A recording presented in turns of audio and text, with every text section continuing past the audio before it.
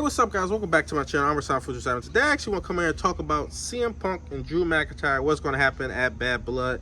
Now, at this point, after what happened on Monday with Drew McIntyre attacking CM Punk, and with having the match at SummerSlam, the match at Bash in Berlin, lead up to this is going to be the third match.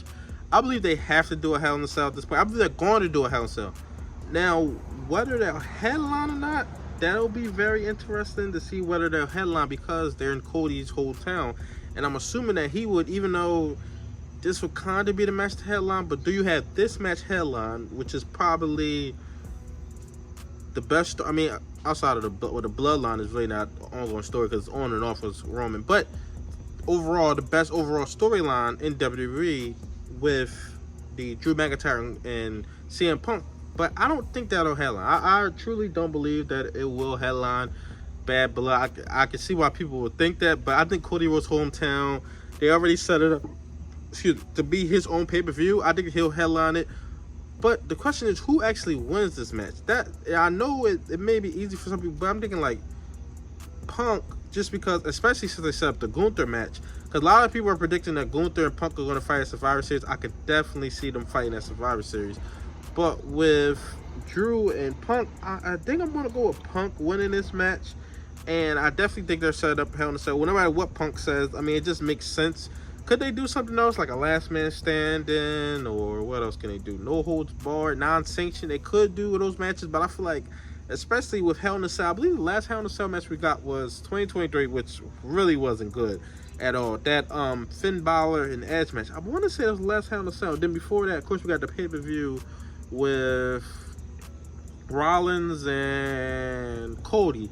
Yeah, so in the past years, we've only got two, one and one a year. Well, no, I think we got multiple in 2022. Maybe we got multiple because that was when the pay-per-view was still there.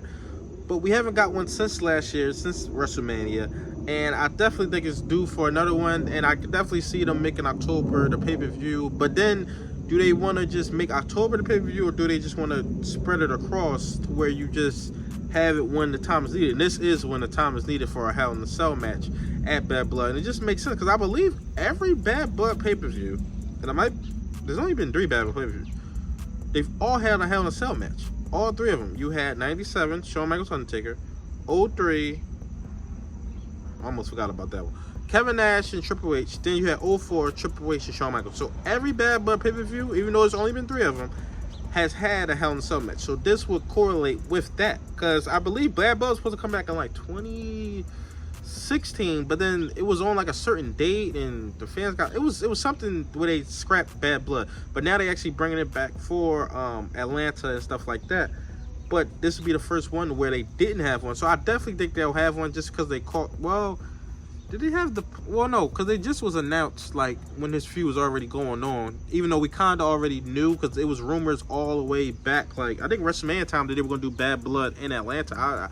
I heard rumors that they were bringing back Bad Blood, so I think they already knew that and stuff like that. And I definitely have been loving this feud. I thought that their best match was definitely that Bash in Berlin match. I did really enjoy that SummerSlam match.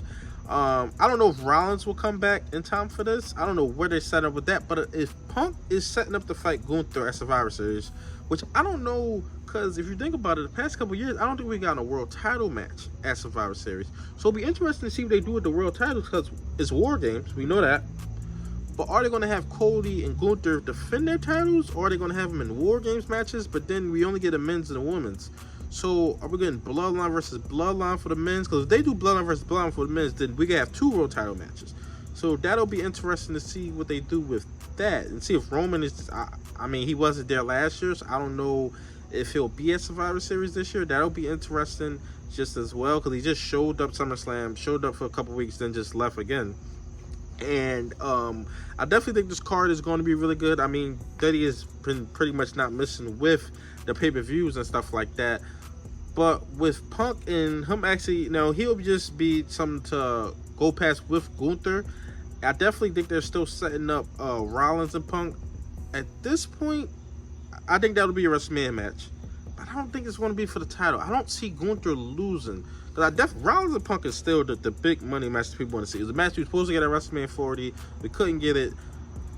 But we all felt like, wait a minute, it's going to be for the title next year. That's what we all felt like. But then with Gunther holding the championship, But then I don't know who Gunther faces. I don't really know. But I definitely think that's big enough for Survivor Series, Gunther and Punk.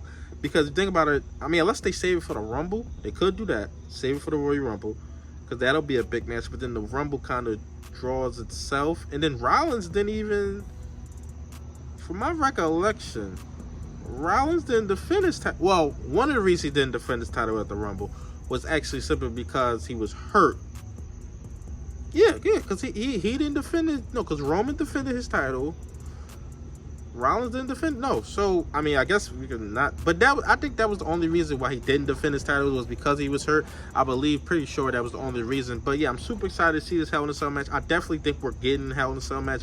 I definitely think that's a fact. I think that's for certain that we're getting a Hell in a Cell match, and I definitely think that this would be the best one. I mean, we only got a couple of them, but I definitely think this would be way better than Edge and Finn.